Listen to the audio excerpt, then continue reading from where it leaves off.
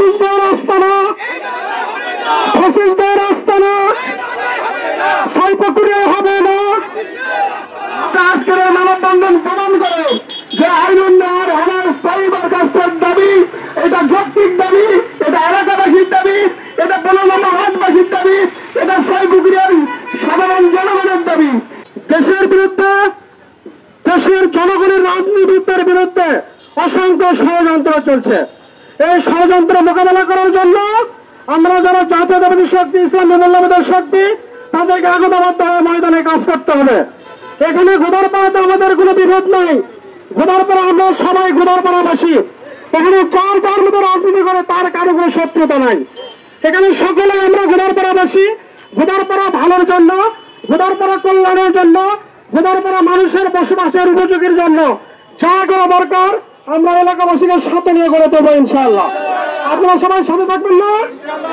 সবাই বলেন ফ্যাসিস্টদের আস্তানা, ফ্যাসিস্টদের আস্তানা সাইপকুড়িয়া হবে না, সাইপকুড়িয়া হবে না।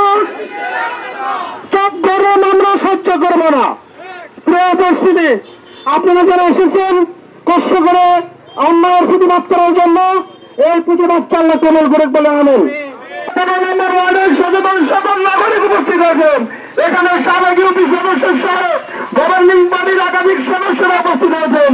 এইটা আজকের মানববন্ধন প্রমাণ করে যে আইনুন্নয়ন হেনার স্থায়ী বরখাস্তের দাবি এটা যৌক্তিক দাবি, এটা এলাকাবাসীর দাবি, এটা 15 নম্বর ওয়ার্ডবাসীর দাবি, এটা সাইপকুড়িয়ার সাধারণ জনগণের দাবি। এই দাবিকে বাস্তবায়নের জন্য আজকে সবাই উপস্থিত আছেন।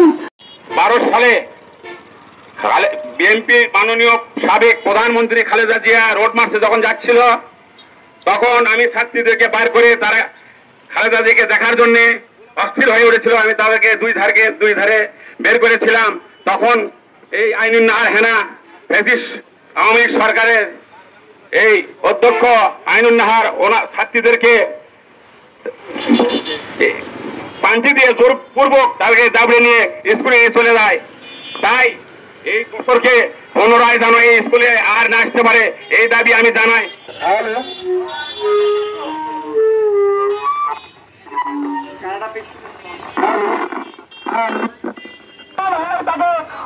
অস্থায়ীভাবে বরখাস্ত করা হচ্ছিল, অস্থায়ীভাবে কাস্টদের স্থায়ীভাবে বরখাস্তের জন্য আজকের মানববন্ধন।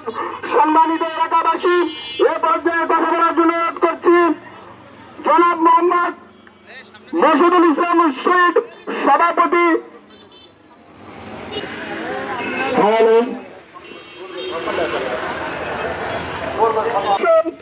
আজকের এই মানববন্ধনের গণ্যমান্য ব্যক্তিবর্গ, গোদারপাড়া, ছোট গুবিরাল, পালসা, প্রত্যেকটি এলাকা থেকে সচেতন নাগরিক, সচেতন গণ্যমান্য ব্যক্তিবর্গ আজকের এই মানববন্ধনে